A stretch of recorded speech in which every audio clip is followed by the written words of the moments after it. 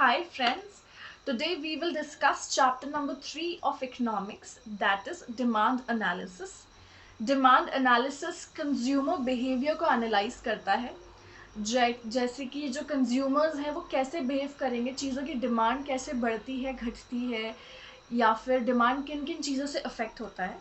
तो firstly हमें ये समझना पड़ेगा कि what is demand, demand क्या है. तो अगर मैं आपसे पूछूं कि demand क्या है, तो आप मुझसे कहोगे कि ma'am if I want two by something, अगर मुझे कुछ खरीदना है, मुझे कुछ चाहिए है, तो हम उसे डिमांड कह सकते हैं. ये चीज़ नॉर्मल लैंग्वेज में करेक्ट है कि नॉर्मल लैंग्वेज में desire is equals to demand, but in economics it is not correct. Economics में डिमांड 3 चीज़ों से बनता है. Firstly desire, secondly willingness to buy and thirdly है ability to bye.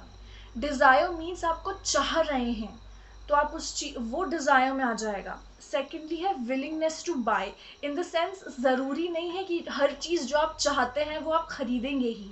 You can make it by yourself, you can borrow from a neighbour, तो वो चीज़ demand में नहीं आएगी. If you are willing to buy it from the market, that will be constituted in demand. Thirdly है ability to buy. Ability मतलब आपके पास उतने रिसोर्सेज हैं कि आप जाके खरीद सकें, आपके पास पैसे हैं उस चीज़ को खरीदने के लिए. So the 3 things are desire, willingness to buy and ability to buy. So let's read what's written in the chapter. Meaning of demand. In ordinary language, demand means a desire. Desire means an urge to have something. In economics, demand means a desire which is backed by willingness and ability to buy. For example, if a person has the desire to purchase a television set but does not have the adequate purchasing power, then it will be simply a desire and not a demand. तो इसमें भी बहुत अच्छा example दिया हुआ है कि एक इंसान को अगर कोई टीवी खरीदना है, उसको डिज़ायर है उस टीवी का, उसको वो टीवी खरीदनी है, तो उसके पास पैसे ही नहीं है, उसकी परचेजिंग पावर ही नहीं है वो टीवी खरीदने की, तो it will remain as a desire only, वो डिमांड नहीं बनेगा. Thus demand is an effective desire.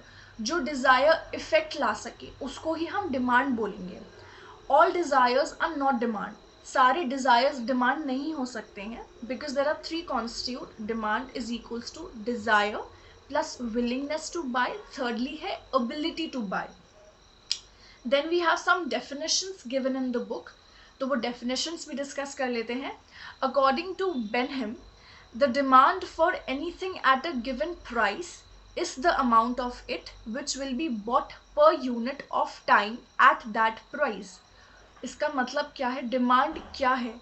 एक गिवन प्राइस पे, एक गिवन प्राइस पे, एक गिवन अमाउंट पे आप एक गिवन यूनिट खरीदते हैं किसी भी कमोडिटी का, उसको हम डिमांड कहेंगे.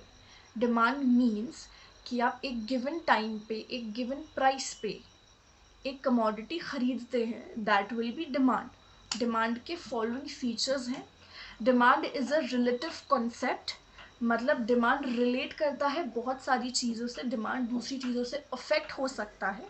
सो demand is a relative concept. Secondly, demand is essentially expressed with reference to time and price.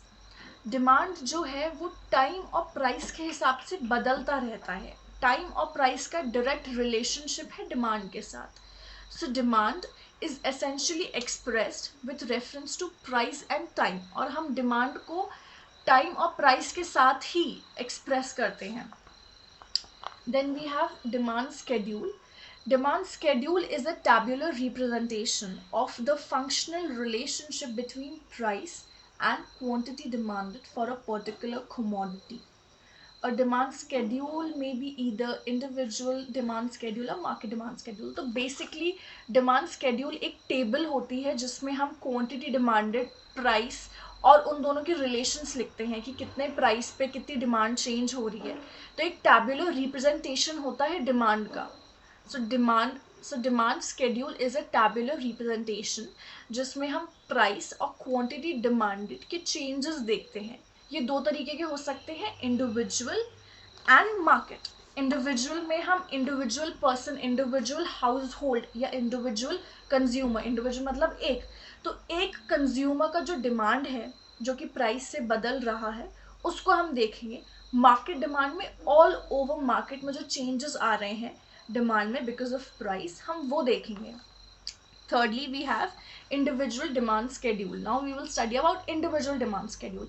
Individual demand schedule is the quantity of a commodity demanded by a consumer at a given price during a given period of time. मतलब कि एक commodity एक commodity है, ठीक है, हम उसकी for example x unit खरीदना चाह रहे हैं x प्राइस पे एट x टाइम. मतलब एक गिवन प्राइस पे गिवन टाइम में हम एक कमोडिटी खरीद रहे हैं. That will B individual schedule. हम मतलब एक इंडिविजुअल इंसान, इंडिविजुअल कंज्यूमर एक गिवन टाइम पे गिवन प्राइस पे एक गिवन कमोडिटी खरीद रहा है. That will be considered in demand schedule. Individual demand schedule.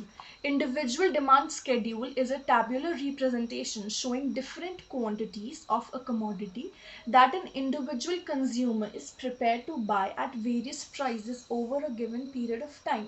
तो वही एक इंडिविजुअल जो कंज्यूमर है वो डिफरेंट प्राइजेस पे कितनी कमोडिटी को डिमांड करेगा, उसकी जो डिमांड है वो किस तरह चेंज हो रही है because of change in price, कितनी प्राइस पे कितनी कमोडिटी वो खरीदेगा. That will be shown under individual demand schedule. Tabular form में हम उसको शो करते हैं. So as you can see table भी दी हुई है which shows different quantities of a commodity X purchased by an individual consumer at various prices. ये हम उसमें क्या ऑब्जर्व कर सकते हैं कि जितना प्राइस बड़ा है उतनी ही हम कम क्वांटिटी खरीद रहे हैं और जितना प्राइस कम होते जा रहा है हम उतनी ज़्यादा चीज़ें खरीद रहे हैं. It can be observed that less quantity of commodity is demanded at rising prices and more quantity of commodity is demanded at falling price. तो जितना कम प्राइस है हम उसमें ज़्यादा चीज़ें खरीद रहे हैं और जितना ज़्यादा प्राइस है हम कम चीज़ें खरीद रहे हैं. It indicates N inverse relationship between price and quantity demanded. ये क्या शो कर रहा है कि जैसे प्राइस कम होगा डिमांड बढ़ेगा, जैसे प्राइस ज़्यादा होगा डिमांड कम हो जाएगा. ये नॉर्मल हम लोग भी ना जब हम कोई चीज़ खरीद रहे होते हैं, अगर कोई चीज़ सस्ती मिल रही होती है, सस्ती होती है, उसके प्राइसेस कम हो जाते हैं तो हम उस चीज़ को ज़्यादा खरीदते हैं. और जैसे ही उस चीज़ के प्राइसेस ज़्यादा होने लगते हैं उस चीज़ को अवॉइड करते हैं, कम ख़रीदते हैं, बिल्कुल जितना ज़रूरत होती है उतनी ही ख़रीदते हैं. तो जो हम अपनी नॉर्मल लाइफ में एक्ट करते हैं ना, एग्जैक्टली यही है इस चैप्टर में कि जैसे आप नॉर्मल कंज्यूमर हैं, आप किसी चीज़ को डिमांड कर रहे हैं तो जो प्राइस है वो बहुत ही मेजर रोल प्ले करता है. प्राइस डिमांड को बढ़ाता और घटाता है. तो जिस चीज़ का प्राइस कम होगा हम उस चीज़ को ज़्यादा डिमांड करेंगे, ज़्यादा ख़रीदेंगे. जिस चीज़ का प्राइस ज़्यादा होता है हम उसको कम ख़रीदते हैं. Then we have individual demand curve. Individual demand curve is a graphical representation of the individual demand schedule. जो आपने स्केड्यूल अभी देखा उसको हम जब ग्राफ पे बनाते हैं तो डिमांड कर्व बनता है. ठीक है, तो आप कर्व में देख सकते हैं कि जो नॉर्मल लाइक पी प्राइस पे हम क्यू क्वांटिटी डिमांड करते हैं और जैसे ही जो प्राइस है वो घट रहा है वैसे ही जो डिमांड है वो बढ़ रही है. Okay, you can C price 10 रुपये में एक क्वांटिटी इंसान खरीद रहा है, 8 रुपये में 2 खरीद रहा है, वैसे ही बढ़ती जा रही है और 2 रुपये में जो कंज्यूमर है, इंडिविजुअल कंज्यूमर है, वो 5 क्वांटिटीज़ खरीद रहा है. जो डिमांड का जो कर्व है इट इज़ डाउनवर्ड स्लोपिंग, वो नीचे आ रहा है क्योंकि डिमांड जो है वो बढ़ती जा रही है. Okay, in the figure 3.1, x-axis represents quantity demanded and y-axis represents the price of the commodity. The demand curve DD slopes downwards from left to right, indicating an inverse relationship between price and quantity demanded. तो जैसे कि price और quantity demanded का inverse relationship है. Inverse in the sense price अगर बढ़ेगा तो quantity घटेगी, अगर प्राइस कम होगा तो क्वांटिटी बढ़ेगी. तो ये इनवर्स रिलेशनशिप डिमांड कर्व दिखा रहा है. Demand curve is a downward sloping curve, नीचे की तरफ आता है. क्या दर्शाते हुए कि जब प्राइस है, जो प्राइस कम होती है उससे डिमांड बढ़ जाता है.